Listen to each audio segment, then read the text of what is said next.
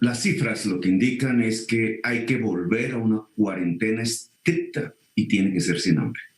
Y que la actual política de emergencia del presidente Duque nos lleva a un contagio generalizado de la población y rápido, y a un incremento sustancial de la mortalidad de la sociedad. Los decretos de emergencia por el virus COVID-19 en Colombia debían tener dos objetivos fundamentales. De una parte, garantizar una cuarentena estricta, que es la única manera eficaz para detener el virus, y fortalecer al mismo tiempo el sistema de salud. Y de otra parte, buscar mecanismos de reactivación económica post-pandemia, dada la profunda recesión en que va a caer el mundo y el país.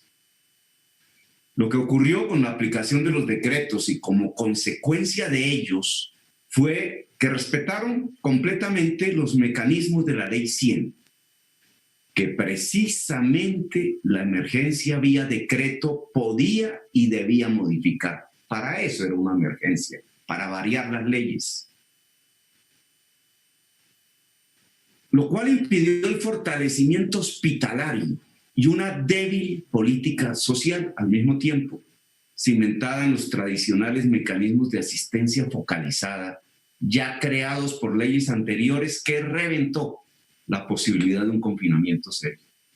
El gobierno no utilizó la emergencia para lo que era, para modificar las leyes que impidieran darle un tratamiento adecuado a la pandemia, causa por la cual se acudió al mecanismo de la emergencia. Aplicando la Ley 100, cuando los decretos ley de la emergencia podían modificarla, se mantuvo la distribución desigual de las unidades de cuidado intensivos, aptas para atender los enfermos graves del virus, dejando la mayor parte del territorio expósito. La localización geográfica y social de la infraestructura de la salud y de su personal humano ha seguido las leyes del mercado. Está ubicada donde hay demanda efectiva, es decir, capacidad de pago. Decía que el gobierno no utilizó la emergencia para modificar las leyes que impidieran darle un trámite adecuado a la pandemia, causa por lo cual se acudió al mecanismo de la emergencia.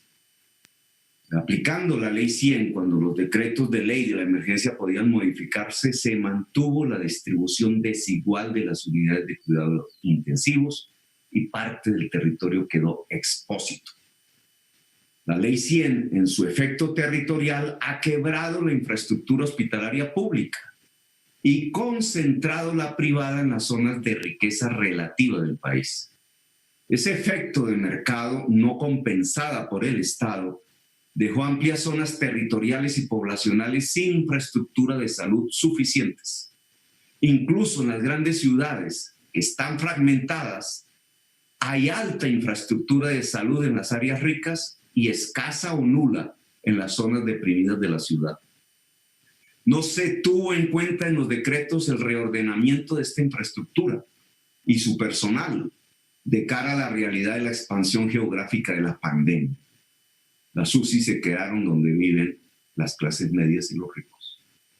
No se compraron a tiempo los respiradores o UCIs y otro material sanitario de ayuda. Solo desde el 26 de marzo se contrataron unas empresas privadas intermediarias para buscar en el mercado internacional un poco más de 2.000 respiradores. El pedido es completamente insuficiente y las empresas contratadas no han cumplido sus compromisos. El mercado mundial de respiradores ya para esta fecha, con la pandemia extendida en todo el mundo, ha entrado en la especulación y la piratería. Los países productores de respiradores y UCIs no los dejan exportar. Solo en una sola ciudad del país, por ejemplo, la ciudad de Bogotá, sus autoridades de salud habían configurado un plan de contención del virus que necesitaba el mismo número de respiradores que el gobierno nacional ha pedido, pero a escala nacional, lo cual muestra la insuficiencia del material comprado por el gobierno, aún en proceso de que llegue, en virtud de sus decretos de emergencia. Ahora bien, tampoco los gobiernos de las principales ciudades con la capacidad financiera para hacerlo los compraron, incluida Bogotá, que sin explicación válida no inició la compra de respiradores ni siquiera para la fecha en que el gobierno nacional comenzó la contratación. Muchos de estos alcaldes para el mes de marzo daban declaraciones públicas donde afirmaban que la enfermedad era una simple gripa, como afirmó la alcaldesa de Bogotá, mientras firmaba los contratos de privatización de 3 hospitales de la red pública de la ciudad y ordenaba la demolición del Hospital San Juan de Dios con una central de urgencias apropiada para disponer de 100 camas de cuidado intensivos. No se contrató todo el personal médico colombiano disponible en el país y en el extranjero. No se contrató la capacidad para realizar pruebas suficientes para encapsular la enfermedad. Estas necesitaban no solo un número elevado de kits, sino el personal capacitado que saliera al territorio para hacerlas y no esperar, como actualmente sucede, que esa solicitud por demanda cuando las personas ya sienten los síntomas.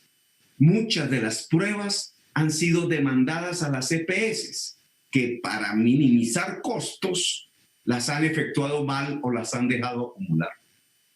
Como no se contrató el personal profesionalizado en salud y los estudiantes de último año de las facultades de medicina, enfermería y auxiliares de enfermería del país, no se construyó la capacidad para cubrir el territorio nacional con pruebas y lograr un aislamiento eficiente de los enfermos e impedir la propagación del virus. De hecho, no se aislaron los enfermos. No se fortalecieron los hospitales, en tanto buena parte de los giros que se hicieron a las EPS para que éstas pagaran a los hospitales y clínicas de acuerdo a su facturación o pagaran deudas con unos requisitos exorbitantes siguiendo precisamente los parámetros de la Ley 100 y sus decretos reglamentarios. El dinero no llegó a los hospitales. Los hospitales, al quedarse sin pacientes ordinarios debido a la cuarentena, dejaron de facturar a las EPS y se quedaron sin recursos en medio de la pandemia. El personal médico, por esa misma razón, dado que sus ingresos dependen de la facturación que los hospitales cobran a las EPS, dejaron de recibir también ingresos, debilitando la fuerza de la salud. Y muchos de sus integrantes, por denunciar el abandono en que quedaron, fueron despedidos. En cuanto al confinamiento de la población, resultó ser una medida tardía. Una vez llegó el virus a Colombia, sin el cierre rápido del aeropuerto y su cuidado eficaz por la Secretaría de Salud de Bogotá, este se expandió primero en barrios de alta capacidad de pago por la proveniencia social de quienes habían llegado contagiados a través de los vuelos internacionales y luego al resto de la ciudad con mayor incidencia en barrios de baja capacidad de pago sin infraestructura de salud suficiente y luego al resto del país. No se confinó la población afectada en un primer momento. No se pusieron medidas de confinamiento en los barrios de Chapinero y Usaquén, que fueron los primeros en tener contagiados. Ni se detuvo el Transmilenio, por donde se expandió la enfermedad al resto de la ciudad y finalmente al resto del país. Aún siendo tardío el confinamiento, este logró ralentizar la expansión del virus hasta que el mismo gobierno decidió su debilitamiento.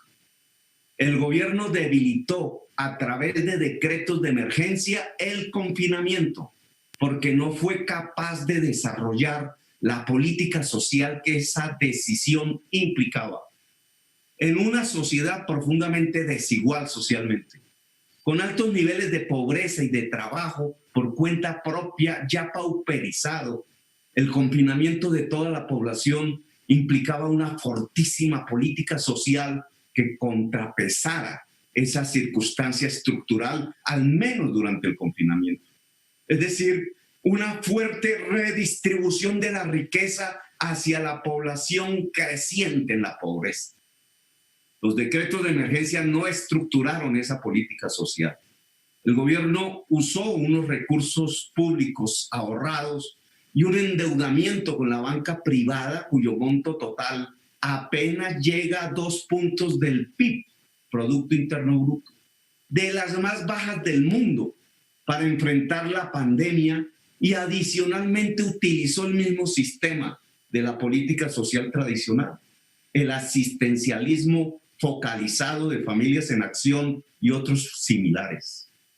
El esfuerzo por bancarizar sectores pobres para enviar pírricas sumas de dinero terminó fracasando. De los 10 millones de familias que necesitaban la ayuda estatal fuerte, los recursos apenas llegaron a unas 4 millones de familias y de manera muy débil. Los decretos de emergencia no modificaron las leyes sobre el Banco de la República, que hubieran posibilitado un empréstito del gobierno sin interés con el Banco Central, o el uso de reservas internacionales en cuantía de 7.000 millones de dólares, que el mismo Banco de la República, en su informe al Congreso, estipuló que no estaban comprometidas del total de las reservas con que cuenta el país. El gobierno no modificó el estatuto tributario para deshacer las exenciones recién creadas que debilitaron en 9 billones anuales el presupuesto, ni impuso, como sí hizo en otras emergencias, el impuesto al patrimonio para financiar una fuerte política social que permitiera la resistencia de los hogares colombianos y el mantenimiento saludable del confinamiento. El gobierno no quiso legislar a través de sus decretos de emergencia para hacer llevadera la situación de las familias colombianas en cuarentena. No cesó cobros de servicios públicos en sus mínimos vitales. No cesó el pago de arrendamientos, ni cesó el pago de las cuotas y pagos de deudas. Rechazó explícitamente la propuesta surgida del Senado para establecer una renta mínima universal. La política de focalización funciona como una subsidiaria del mercado para que la población más débil económicamente pueda acceder a algunos servicios del Estado, pero no funciona cuando se cierra el mercado en una gran proporción. Ante cierres abruptos y críticos del mercado, lo que funciona como política social es una basada en derechos universales, que por definición son gratuitos para quienes quieren acceder a ellos. La focalización es solo subsidiaria a la universalidad de los derechos.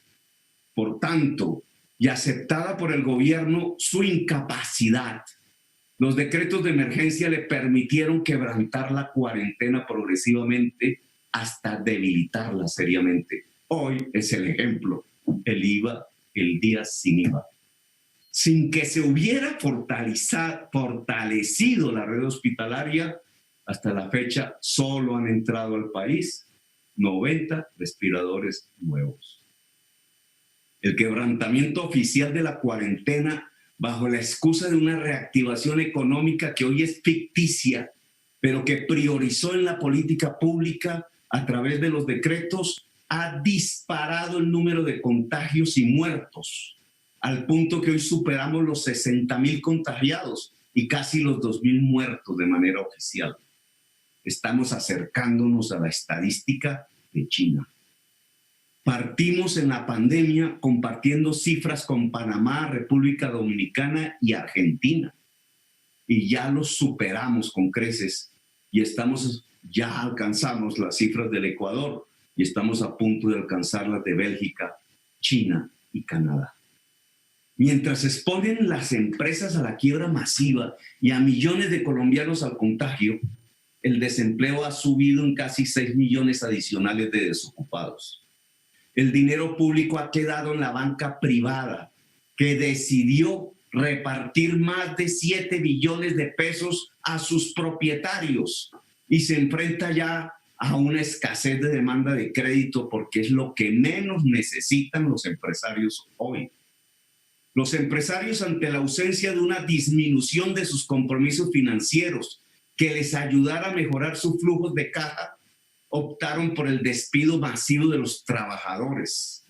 Las familias con integrantes despedidos entraron de inmediato a la pobreza monetaria. Los decretos de emergencia fueron utilizados por el gobierno no para fortalecer el sistema hospitalario ni para financiar a la sociedad en cuarentena, sino para trasladar recursos públicos a la banca privada. Esta ha visto aumentar sus utilidades incluso en una proporción mayor a la del año pasado, en medio de un empobrecimiento generalizado de toda la población. Incluso, si se aceptara que los decretos eran para desatar una temprana reactivación económica, aún en medio de la pandemia, que la mayoría de los países del mundo no quisieron adoptar como política, los esfuerzos de reactivación han sido por la misma razón ineficaces. El gobierno nacional desobedeció el consejo de la OMS, Organización Mundial de la Salud, que había expresado a través de sus voceros que una desactivación de las cuarentenas antes de bajar la curva de la enfermedad con el afán de impulsar la economía solo traería nuevas cuarentenas y un golpe mucho mayor a la economía. Duque siguió las órdenes de Trump y de Bolsonaro. Quiero que me presenten este cuadro que le pasé al técnico. Este cuadro es de un estudio dirigido por Nicholas Stern, Joseph Stiglitz, Callahan y Hepburn para la Universidad de Oxford y ha sido publicado el 20 de mayo en la revista de Política Económica de Oxford. El estudio consistió en la entrevista a 230 altos funcionarios de la banca central y de los ministerios de Finanzas y Economía del G20, es decir, los países más ricos del mundo. Este cuadro lo que muestra es un eje de menor a mayor donde se mide el multiplicador económico en el eje horizontal y en el eje vertical de menor a mayor el impacto positivo en el cambio climático, porque el cambio climático es el gran productor de pandemias. Y los encuestados llenan una serie de preguntas sobre políticas económicas. Las mejores son las que más activan la economía y más impacto positivo tienen en disminuir el cambio climático. Estas del cuadro amarillo. Si miramos cada una de estas letras, encontramos que la peor política de todas, que se sitúan en el cuadro inferior izquierdo, esta, es salvar aerolíneas.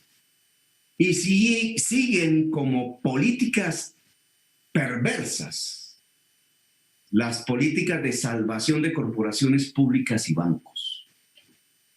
Esta Q, que es mediocre en reactivación económica y muy mala en efectos positivos sobre el cambio climático, es inversión en infraestructura tradicional del transporte. Duque se ubica en las peores políticas que estos expertos dicen se puede hacer. Salvar grandes corporaciones, bancos y aerolíneas. Claudia López se ubica en esta política mediocre, hacer infraestructura tradicional del transporte, es decir, Transmilenios. Y estas que son las mejores políticas, la mejor política de reactivación económica dicha por estos expertos del G20 es la renta mínima básica a los hogares. Y desde el punto de vista de reactivar y al mismo tiempo impactar positivamente en el cambio climático, es invertir fuertemente en infraestructuras de energías limpias, de conectividad, es decir, fibra óptica, de salud y educación. Aquí se ubica Colombia Humana y las fuerzas progresistas. Duque, en sus decretos de emergencia, está conduciendo el país a las peores políticas que el mundo califica para afrontar la pandemia. Quíteme el cuadro, por favor. El cambio climático indudablemente ha agravado las actuales condiciones de desarrollo de la pandemia y puede traer en el corto plazo decenas de nuevas pandemias. El cambio climático es el gran productor de pandemias y es irresponsable invisibilizarlo en la configuración de la política pública. Bajo esta argumentación que hago pública, los decretos de emergencia no sirvieron para fortalecer el sistema de salud en Colombia. No garantizaron la permanencia de la sociedad en una cuarentena eficaz. Han llevado a la muerte por ahora a miles de colombianos y no sirven tampoco para una política de reactivación económica eficaz en tanto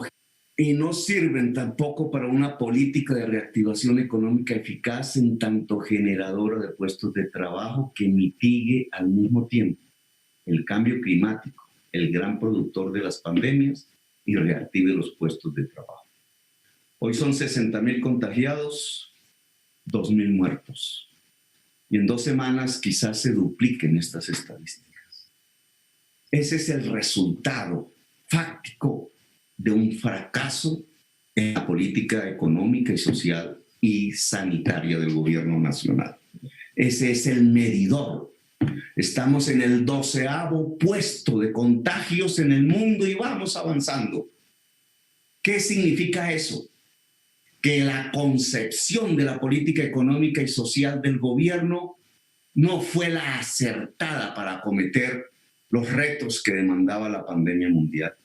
Significa que por estar privilegiando intereses de poderosos, de banqueros fundamentalmente, de grandes corporaciones comerciales que no productivas, de narcoterratenientes, como en el caso de los subsidios del agro, descuidamos completamente lo que tocaba hacer, que era garantizarle la comida y el sustento a la gente en un confinamiento estricto, mientras se podían hacer o importar las unidades de cuidados intensivos que en masa se necesitaban en todo el territorio nacional.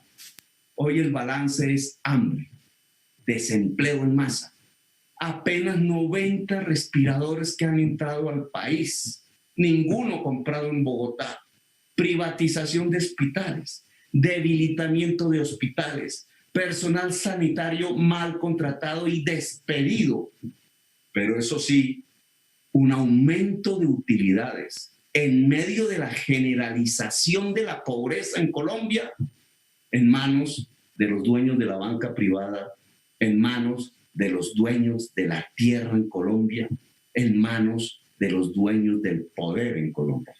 Gracias, señor presidente, muy amable.